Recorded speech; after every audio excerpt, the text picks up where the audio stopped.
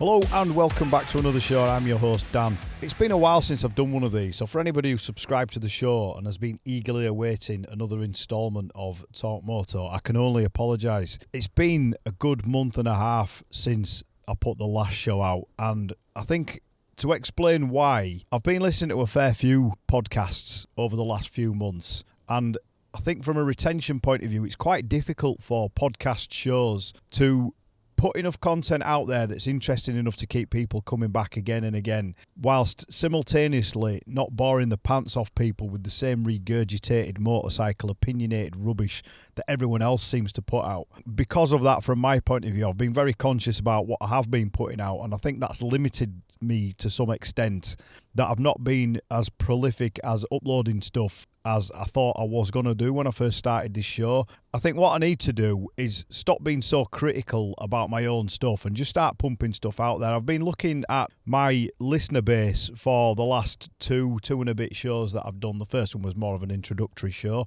and I've not had tons and tons of listeners anyway. I've had very little in the way of people getting in contact with me on the back of the show.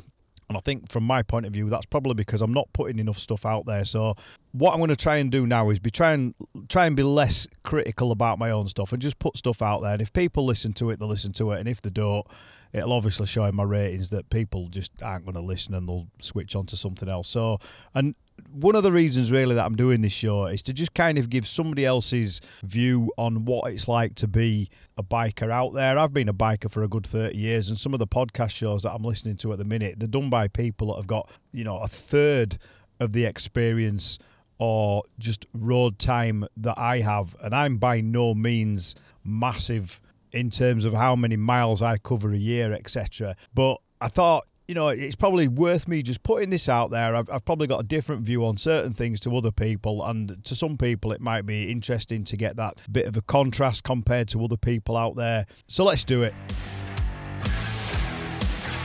So it's quite ironic really that I'd planned on doing this show as we are now halfway through April and the weather is starting to pick up now. The clocks have gone forward. Have they gone forward? Bring forward, fall back. Yeah. The clocks have gone forward, so the nights are getting longer now. We've got more daylight hours.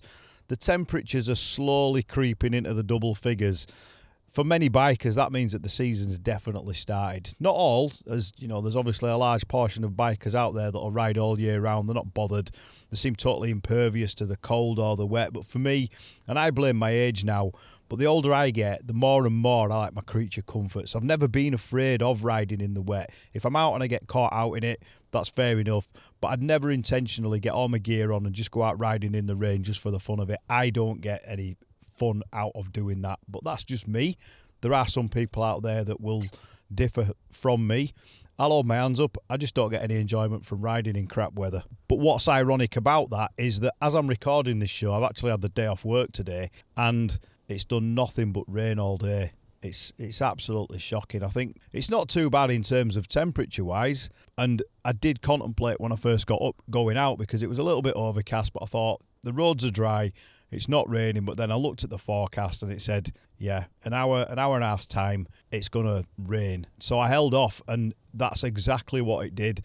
Literally within the space of 90 minutes the heavens opened up, and it's late afternoon now and it's done nothing but rain all day, and it's the proper heavy rain that just 10 minutes of being out in this and I would have been absolutely soddened. It's the type of riding that you'd have been doing where it'd have been running down the back of your jacket, in through your helmet, and just no fun whatsoever. That said, that last statement will no doubt make or break me for next month, as I'm about to embark on my first ever bike tour. It's nothing overly extravagant. It's just a 4 or 5 day tour of the Emerald Isle. So I am expecting the weather to be wet for a large portion of that, as I've been warned that Ireland can be that way, owing to it why it's so green. If it's dry, all the better, but I am expecting the worst. But I am determined that I'm not going to let it put me off enjoying the few days that I'm there. It's the first time I've ever done anything like this. There's me and a few guys are going over there. We're taking the ferry from Holyhead over to Dublin, and then we're heading up to the kind of top northwest coast, and then doing some of the Wild Atlantic tour. We're only there for 4 or 5 days max, and that includes setting off from the UK as well as factoring time coming back in. It's an early morning ferry from Holyhead. I think it sails at about 9 o'clock, so we're probably going to have to set off from West Yorkshire somewhere around, I don't know, 6 in the morning, 7 in the morning, to give us enough time to head west over to Liverpool to be able to get that ferry for 9 o'clock. I've never done a ferry on a motorcycle, so I'm unfamiliar with what the protocol is for. Do you have to turn up an hour early to get your bike strapped down, etc.? And then I think it's a 3.5 hour sail. I would imagine that'll be weather permitting on the crossing over to Dublin. And then I've absolutely no idea what the itinerary is once we get there, because I'm actually tagging along with a lad who I ride with quite frequently, and it's a bunch of his mates that are doing this tour, and I've been invited along. So for the larger part, I'm kind of just tagging along, but I've no idea what it's going to entail. I am taking my GoPro with me. I am going to take my drone with me, and I've also picked up an Insta360 camera, which I'm hoping I can get quite a bit of footage while I'm over there. I've been dabbling around with the settings in the GoPro. I'm still unfamiliar with how the Insta360 works. It's totally new territory to me, is dealing with 360 video footage. And as I say, I'm taking my drone with me. I've got a DJI Mavic Mini 2. I'll be taking that, and hopefully I'll get little bits of opportunities here and there where I can take that up. But the thing is that because I'm tagging along with them, I don't want to be saying to them, oh, you know, can we stop? Can we take some photos of this? I'm going to have to kind of seize opportunities as and when they present themselves. But hopefully I should be able to get bits of footage. The other problem that I had with doing this was, what do I do about the storage? And I've been looking at various ways of how I can upload or download my footage, either at the end of the day or depending on how much I'm going to do. I'll possibly plan on just sticking the GoPro on my helmet, clicking record at the start of the day, and then just going along with the ride, enjoying the day, and then have a look at the footage at the end of the day and see what's what. I had planned on taking my laptop with me just so that it'll make it easier for downloading the footage off my memory cards and put them onto something like an external portable hard drive. But I'm conscious about keeping the weight and the amount of electronic stuff that I take with me down to a minimum. I've looked at other options for downloading or offloading the footage from these SD cards. What I don't want to do is go out and shell a boatload of money on buying tons of SD cards and just fill them all up and then trying to pick my way through them when I get back, because even 4 or 5 days worth of continual footage, and I would imagine we're going to spend a large portion of every day in the saddle, so I've no idea what sort of mileage we're going to be pulling. As I say, I don't know what the itinerary is, I don't know the routes that we're planning on going, but I had looked at other options, such as buying something like a portable SSD drive that I can connect with things like photo hubs, dongles, and make it easier that way. But quite a bit of that kit I don't have, so that would be a purchase that I would have to make. I'm still kind of dabbling with this. If anyone's done something like this in the past that wants to drop me an email with any advice prior to me going, I've got a good few weeks before I set off. By all means, drop us an email, link in the description to this show. I think what will be interesting about this trip is that not only am I going to be the youngest person on this trip, as I said, there's about 4 or 5 of us. We're riding over from the UK, and then I think there's 1 or 2 lads over in Ireland that we're going to meet up with, who are mates of the guys that are organising this tour. But the beauty about riding in a group is that it's not like you're all stuck in the same place for the duration of your tour. So because I'm going to be the youngest rider of the trip, I doubt there's going to be any kind of intercom connections between me and the other riders, as I would have thought there would be in younger people. I think these guys are all kind of late 50s, early 60s onwards, but I'm not really bothered about that, if I'm honest with you, because it's not like we're all sat around constantly just chin-wagging about the good old days that I've got no recollection of. For the larger portion of this break, or this holiday if you like, we're all just going to be riding in unison and taking in the sights of Ireland.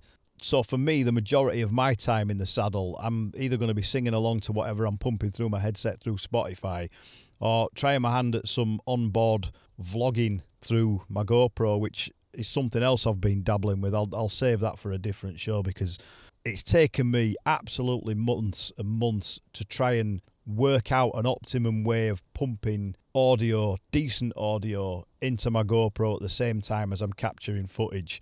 riding in groups is something I've done in the past, but if I'm honest, it's not one of my most favourite ways to ride.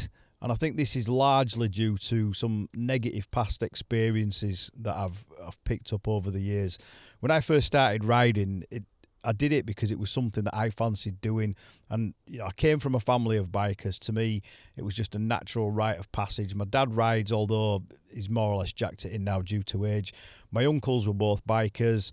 My brother's a biker, so you could say it's pretty much in our blood. So when I first took up biking, I didn't even know anybody who even had a motorbike, let alone people that rode. For me, in the early days, all my rides were on my own, and they still are sometimes to a larger part, but I blame this largely for the fact that I work shifts, and the majority of times when I get opportunities to go out, when it's not impacting on my personal life or my family time, it's during the week when I've got days off of work, when, if the weather's permitting, obviously, I've just got opportunities where I can get out. And I think, if I'm honest, it's not a bad thing, isn't this? Because during the week, during the day, the roads generally are a lot quieter than they are on, say, like a sunny Saturday afternoon or a sunny Sunday, where all the bikers are out, the roads are all busy, there's people in cars, and you've just got overly congested traffic that you don't pick that up riding through the week. And things just, for me, they just seem to be a little bit slower, a bit more laid back, and there's no pressure on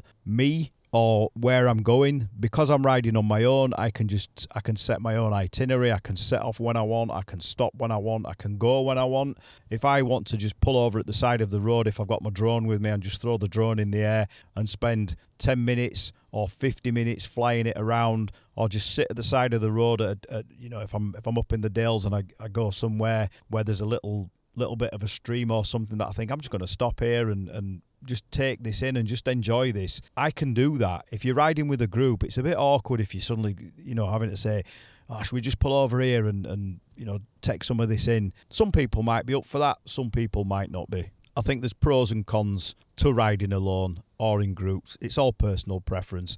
I know a lot of guys who've always, or the majority of the time, ride alone, as they have their own agenda as well. And I get that. You can go where you want at your own speed, stop, as I say, when and where you want. You're not dictated by somebody else's restrictions, and it's usually time. Those who have to juggle their passion for riding around work or family life will know this all too well. Yet, for those that have no restrictions, this can sometimes feel like their time out riding is hampered if there's somebody else coming along with them, especially if some of those people are having to get back for things like work or family commitments, taking kids to things like football training, etc. So up to now, that's the sort of riding I've been doing. I have been that person that's always been restricted by one thing or another, family, working shifts, etc. I've often found myself having to pass on ride outs due to prioritising things like family commitments. But looking back, I appreciate that family time is massively important, especially if you've got kids. And eventually they do get to an age where they do allow you more time to appreciate and devote to your own hobbies and interests as they start pursuing their own. And you won't get that time with your children back. Once it's past, if you've kind of neglected quality time with your family and your kids because you wanted to, go off riding, eventually you're still going to be riding, but your kids are going to be grown up and they're just going to look back on that and think, well, you didn't really bother with us when we were younger. Why are you expecting us to bother with you now? And it's difficult. It's a very difficult balance between doing what you want to do and enjoying and grabbing life with both hands, but not being selfish about that. And I feel quite fortunate that I'm in a position now where my kids are grown up, they're doing their own thing for the larger part, and they've not turned the back on us as a family, but because they're doing their own things and they've got partners and girlfriends and stuff, we've now got opportunity to go out and do our own things. And I think it's quite funny because you get opportunities to go out and your kids are ringing you up going, is no one at home? Why is nobody at home? It's because we're out. We're doing stuff now. You're no longer that self-reliant. Is that it's not the right word, is it? Self-reliant. You don't need us as much as you used to do when you were kids, when we had to take you here, we had to take you there, we had to pick you up, we still feed our kids now because they're both bloody useless, but a lot of the times our kids are ringing up and they're wanting to know why we're not in, and it's like, because we're out on the bike, we're doing stuff, we're in the pub, we've gone out to see friends, and they're like, oh, right, okay. I don't know whether kids get to an age where they just think that, now we're off doing his own things, our parents are old and they just sit in the house all day watching daytime TV, knitting and doing jigsaws. That's not the case, kids. Wake up and smell the coffee. So I know from speaking to various people that this is still quite common, and I suppose there are a lot of people that will be listening to this and thinking, no doubt exactly the same, and you can relate to what I'm saying about this with biking and, being restricted. It is one of those hobbies that once you've had a taste of it, you're either hooked or you're not, and it's something that I like to refer to as a bike thing. If you have to try and explain it to people, they aren't going to understand. And I think this is where this thing for me, when I see people on bikes, is that they fit into one of two categories. You get people who, and I've mentioned this in a previous show, you get those people that have motorbikes that use them as a form of commuting to and from work or from one place to another because it's cheaper than owning a car. But then you have the other sector of what you would probably class as proper bikers, who, to them, going out on a bike isn't just a means of getting from one point to another. It's everything. It's being out there, the open road, the wind in your face, being able to grab that little bit of speed safely, I might add, as and where you can.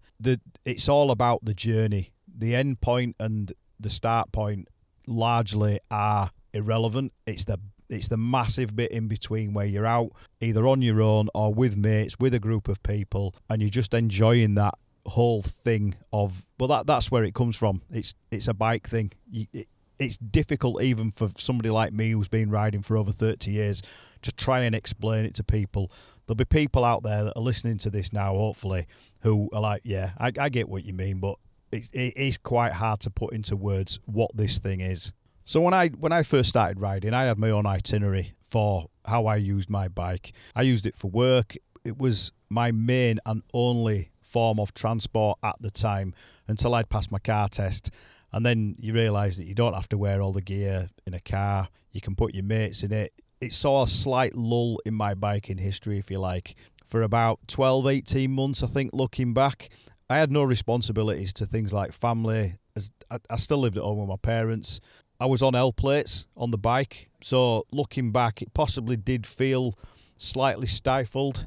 I'm not sure, if I'm honest. I do know that I didn't really get into riding with anyone other than myself until I passed my full bike licence. And I think the first person I started going out riding with then was my brother, because he actually passed his full bike licence test before I did. And I went out and bought a bigger bike. He had a bigger bike. I think we both had 400s at the time, which obviously by today's standards it's not massive. But when you've come from a 125, a 400cc was enormous.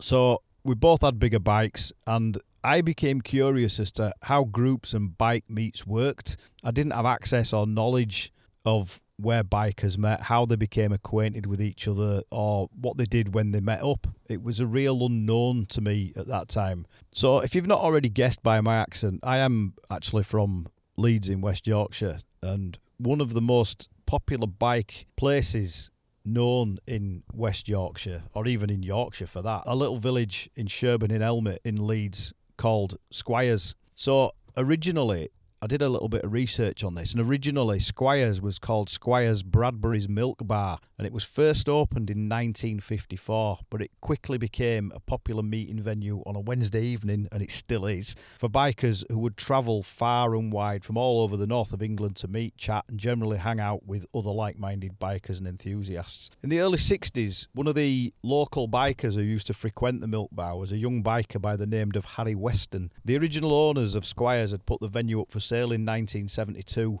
and in 1974 Harry Weston and his wife Sue purchased the business, and then in 2002 it was moved from its original location to a more appropriate and much larger venue just down the road in a little village called Newthorpe. This eased a lot of the congestion for the now larger attraction of motorcycles that were descending upon the cafe, much to the delight of the local residents who had some of the peace and tranquility of their village back. The cafe was sold on again in 2007 to the Bonus family, who are the current owners and who are dedicated to allowing the history of Squire's Cafe Milk Bar to continue. The cafe is massive now, and it's been popular for as long as I can remember. I think it was one of the first official bike meet places that I ever went to. I remember when I set off one day to go find it, I don't even think I'd ever been to Sherburn in Helmet, and it's a bit sad really, because it wasn't actually that far from where I was living at the time with my parents, but I had no idea where it was. I didn't have a sat-nav because smartphones, I didn't even have a smartphone at that point. I didn't have a sat-nav, and I think looking back on it, I think I ended up looking it up on a paper map and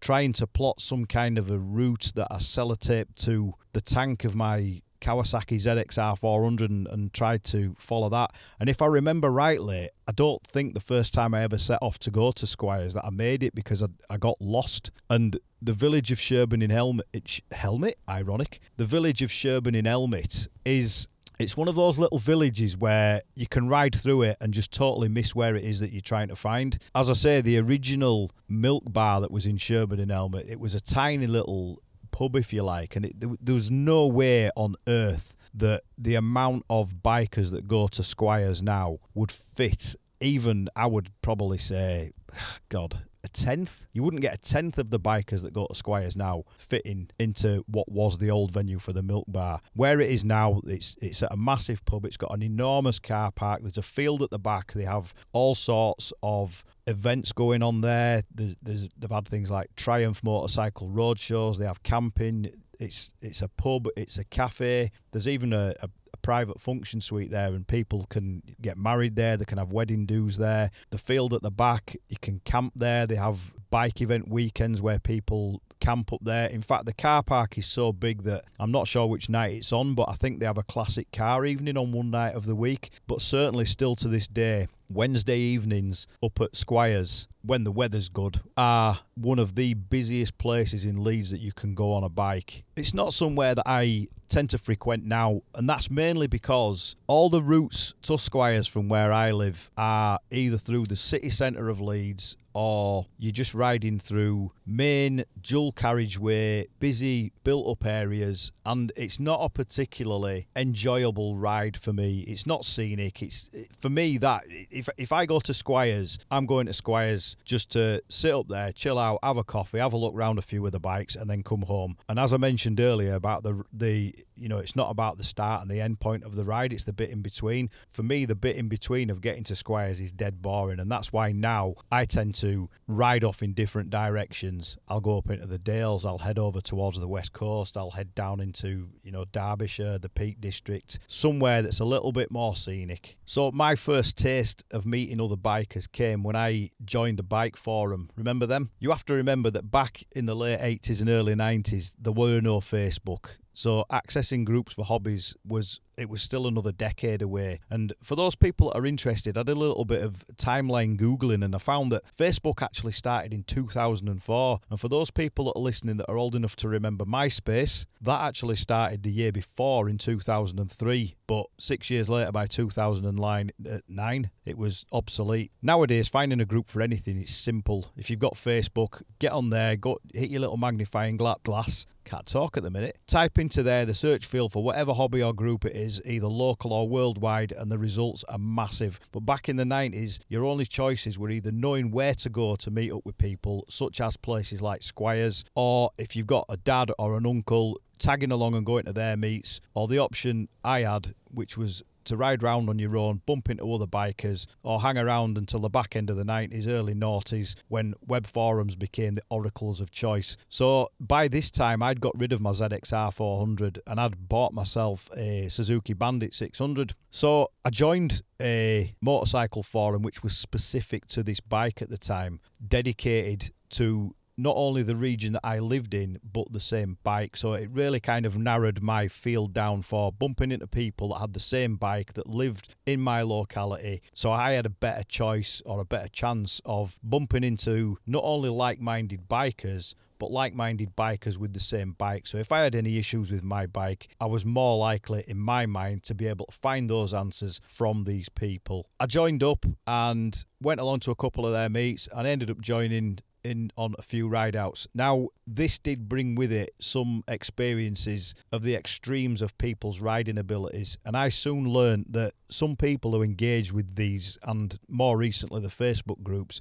can be quite an odd collective of people. The ride outs were interesting, and I soon formed a small alliance with a group of guys who I later did a camping weekend down at Santa Pod drag strip, built on a disused World War II air base at RAF Poddington in Bedfordshire, where one of the lads decided that he was going to try his hand at doing the quarter-mile timed run on his 600cc Bandit. I don't recall what his time was. I think it took that long that we disappeared for a coffee. And the other camp weekend that I did with these lads was to an event called the Farmyard Party. It's a three days of bikes, booze and camping in 80 acres of pastured land held at Duncombe Park in the village of Helmsley in York, which this year sees its 35th event, such as its popularity. These days, accessing groups and meeting other bikers is a lot simpler thanks to things like Facebook groups, etc. Quite often, if you go along to some of these groups, meets or ride outs, you'll formulate and end up making some good mates. There's also some really weird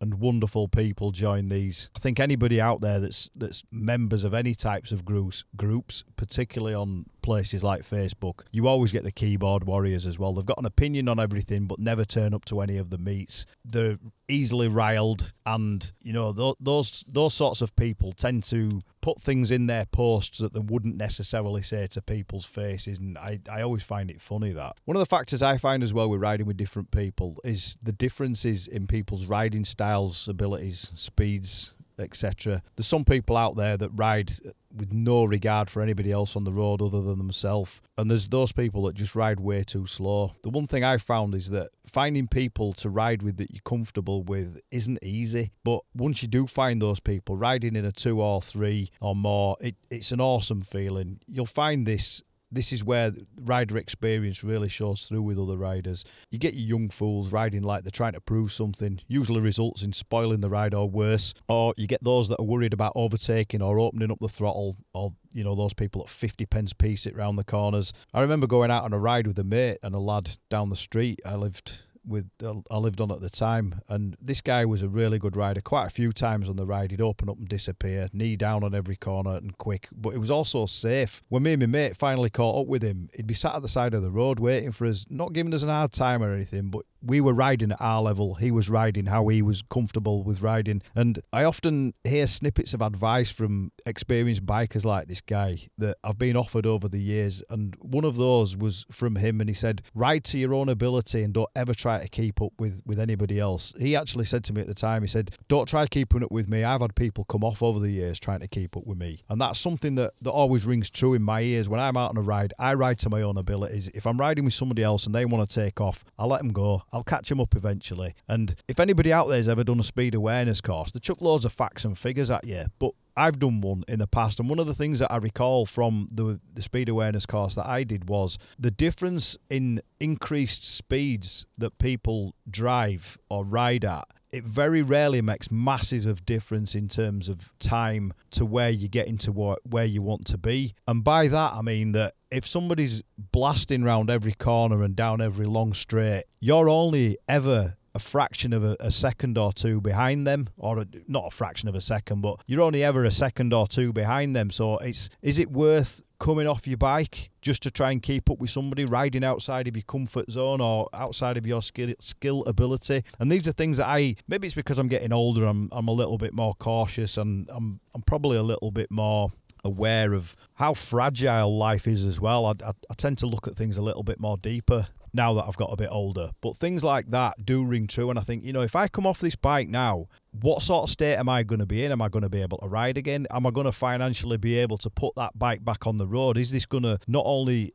end my physical ability of being able to ride, but is it going to put me off to the point where I don't want to get back on a bike? All for what? Trying to keep up with somebody who was quite evidently a better rider than you were. Bit of food for thought there. Maybe got a bit too deep. There may have been a little bit of modesty to his statement about him saying, don't try keeping up to me. But I couldn't help thinking that on the whole he's right. The biggest mistakes are made when people try doing things that they aren't experienced at or taking risks. Riding outside of your comfort zone is definitely one of those risks, and it's not something that you want to be doing too often, especially on two wheels where the odds are always going to be stacked against you. So for this reason, I found myself on more than one occasion riding on my own, and there's nothing wrong with this. You can make tweaks and adjustments to your riding when you ride on your own. We are by nature our own biggest critiques. As I mentioned at the start of this show, it's been to the detriment of me not putting out shows week after week for the podcast, and that's something that I am on reflection looking at and hopefully changing. And this brings us nicely onto my next point, which is going to be, well, if you're riding on your own, where do you actually go? Well, the short and fast answer to that is basically anywhere you want. I touched earlier on about the distinct differences between cars and bikes, in that with cars it's usually a means to an end, riding or driving from point A to point B, finding the quickest route in between, and that's usually the case for people using cars for things like commuting or going to visit people. And that's why the majority of the time when you're using things like satnavs, you end up on boring, straight, dual carriageways or motorways. But for people that ride bikes, these don't make the most enjoyable ride outs. We want to be heading out into the countryside or into the twisty single track roads, A roads and B roads, etc. in the UK. I don't know what they call them for anyone who's listening that's in the US, etc. But essentially those are the sort of roads that we need to be riding in the UK on our bikes. Most direct and fastest routes, which would be more likely busy main roads, they're just dull carriageways, motorways. We try and avoid routes like this at all costs, at the expense of taking a longer journey. My mum, she won't drive on a motorway because everything's just too fast. She don't like, constantly having to check over her shoulder. What do they call it on bikes? Lifesavers. Thinking about it, this is a strange thing. I don't know many car drivers that don't ride bikes who actually use the lifesaver look over the shoulder. Whereas for me, when I drive a car, I think because I've ridden a bike for so long, a lifesaver is something that I always do instinctively in a car. I don't just rely upon my wing mirrors, because as we know, riding on bikes, that blind spot that you can't see, and bike mirrors are obviously a lot smaller. We don't have that peripheral vision ability on a bike like we do in a car. So using a lifesaver in a car is something that I don't know why they don't teach that in driving lessons. Maybe they do now. It's been that long since I did my driving test. But essentially for bikers, this takes on a completely different purpose. Motorways, busy roads, they might be the only option for those who live within suburban areas and need to access twisting excitement of country roads. Let's face it, that's where we want to be heading, really. You can waste a lot of time by avoiding dual carriageways to even get to the start of these routes by riding through B roads. So earlier on I mentioned about Squires Cafe Bar. Well, from where I live, Squires is about 20 miles, and where Squires is situated, it's on the outskirts of a suburb, tipping into some beautiful tree-lined countryside rural roads, which is really where the biking fun starts. But in order for me to get there from where I live, and I live in a suburb at the far side of the city, I've got to either ride through the city centre itself to get to the suburbs where I can get up to Squires, or I've got to go down a motorway. So it's not a particularly exciting route from where I am, which is why I tend to only venture over there a couple of times a year. And the thing is as well, that if you go on one of the busy bike nights, it's probably typical of a lot of bike nights at any venue. You get masses of people congregate over there, and they'll park up for hours on end. Don't get me wrong, if that's what you're into, that's fantastic. And sometimes get some people tipping up at these places on some real classic and rare bikes that you don't see a right lot of. It is in quite a narcissistic way. These bike meets are a good place for people that have really kind of put some time and effort and skill into their bikes or modifying them to their specifications. This is where they do tend to showcase those. But for me personally, because my time has been so limited in the past to get out in order to ride on a bike, if I get out to ride on a bike, I want to get out to ride on a bike. I don't just want to tip up somewhere and then walk around for hours drinking coffee. So there are a few ways that you can work out where you want to ride. Obviously, where you want to go, there's an innumerable amount of ways in which you can get there. And if you're not somebody that has a vast knowledge, either nationally or otherwise, of biker places you can go or just nice roads to ride on, I would say that if you're not connected to the internet in some way, shape or form, you potentially will struggle. And I only base this on my experience because I was never one for using the old paper style maps and planning out a route and having a really good idea in my head which roads I need to go down. So what I've tended to do over the last few years, I've resorted to using a tech approach to how and where I ride. And there's a couple of apps that I use, as well as using things like Google Maps. I think as things have progressed, especially with apps on smartphones, etc., it's opened up a lot more opportunities for bikers to go find different places and also better ways to get there rather than just taking main roads. And one of the apps that I use nowadays is an app called Calimoto.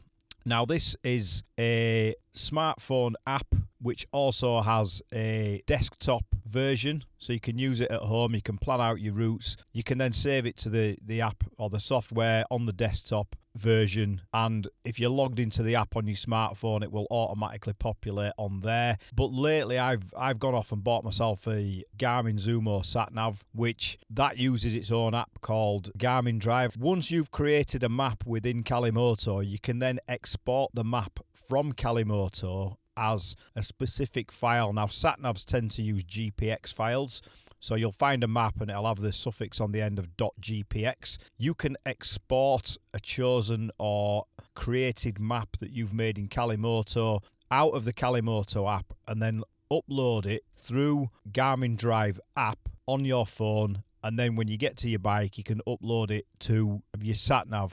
It sounds more complicated than it actually is. It isn't. It really is a case of saving it from one program and uploading it to another. That then gives you the ability to be able to follow that map that you've created in a completely different app, but onto your satnav. And the reason that I use a satnav there, as I mentioned earlier on, it's a lot easier for me personally to navigate via a designated satellite navigation system such as the Garmin Zumo or something like the TomTom Rider app, TomTom Rider unit.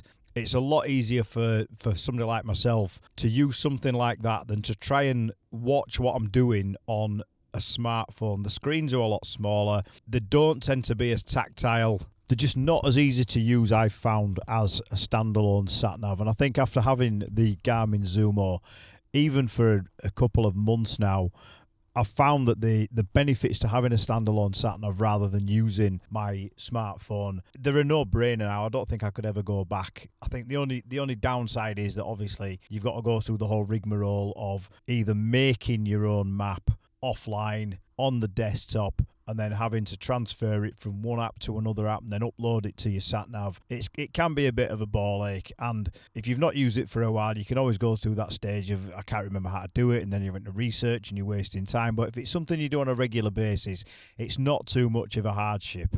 So what I'll tend to do is I'll plot, say I'm going from my home in West Yorkshire up to, let's say for argument's sake, somewhere up in the Dales, Hawes, up in the Dales, and I'll say, right, this is where I am, this is where I want to end up. Plot me a course, set the Calimoto app on twisty roads and just allow it to plot its own route. If you wish, you can have a look at that route, and this is where I find it easier to initially plot it on a desktop computer or laptop, because you can get into the map and have a look at that more. Get into the route, see where it's actually going, and if there's any particular routes or roads that you want to or don't want to go on, you can manipulate or edit that route to suit. So if you want to go, say, from somewhere in West Yorkshire up into Hawes, and you want to take a detour through somewhere like Harrogate, you can just drag the map so that it includes that specific town, village, area, stop off, wherever, and it will reroute to carry on to where you want to go. Of course, you don't have to use the Calimoto app, and especially if you've got something like a standalone satnav that will accept you uploading GPX files into it, or on some older satnavs you can actually upload them onto an SD or a micro SD card and just plug that straight into your satnav, and your satnav should be able to read that. A lot of the places, and this is where I say that you need really to have access to the internet, there are a lot of resources now on the internet that will allow you to download GPX of or GPX files of actual routes and maps that other people have done. So I could say, for argument's sake, if I've plotted that route from where I live up into Hawes, and there's somebody in my locality that thinks that sounds like a pretty good road, that I want to do that, I could make that map available. They could download it, and then they could upload it into their satnav or put it onto a memory stick, memory card, put that into their satnav, and then follow the exact route. Such is the beauty of technology nowadays. All these things are interchangeable. They're easily shared. Whereas once upon a time, somebody might have said, look, this is a great route to go down, great road, and you've got the danger that somebody might not be able to find it. If somebody's already done all that legwork for you, you can just copy that and follow it. Right, I think I've waffled on enough about maps and routes for one show. I'm going to wrap things up here, but before I do, I just want to give a big shout out to anybody that's listened to the previous shows and has tuned into this one. Again, I apologise that this show's taken so long to put out there. I am going to try and get more shows out on a more regular basis. If there's anybody out there who wants to throw some questions at me, wants to give the bit of feedback to the show, anything that you want to say, give me some feedback on the show. Let me know how it's going. If there's anything that you think would be worth me covering, give me a shout. I'll put all the descriptions for how you can get in contact with us at the show in the description for this podcast, or you can drop us an email at talkmotouk@gmail.com. We are on Twitter, we are on Facebook, we are on Instagram. There probably isn't the right lot on there because, again, we're at the beginning of the season, and until I start getting out there and getting pictures and content and stuff that I can put on there, it's a little bit sparse at the minute. This would obviously be a lot better if people start getting involved with it as well. I'm also looking potentially at running a live session on Facebook or YouTube. I'm not sure. I'll probably end up doing it on YouTube. If I can get a few people out there, maybe that want to come on, and we'll have a bit of an open mic discussion on whatever tickles our fancy. It might not even be bike related. Knowing how I go off on tangents, it could end up starting off on bikes and ending up talking about beer and politics and God knows what. Again, drop us an email if it's that something that you're interested in. I think all you would need really would be a computer that's got a decent enough camera and a decent enough microphone, and we'll see where we can go from there. We can always do a bit of a taster session beforehand just to make sure that the quality is going to be good enough. I will potentially, on the back of doing something like that, end up putting it up on a podcast as other people have done. So without further ado, I'm going to wrap this up. Thanks for bearing with us throughout this show. I'll hopefully see you on the next one. Take care, ride safe, and let me know what you get up to. Ciao.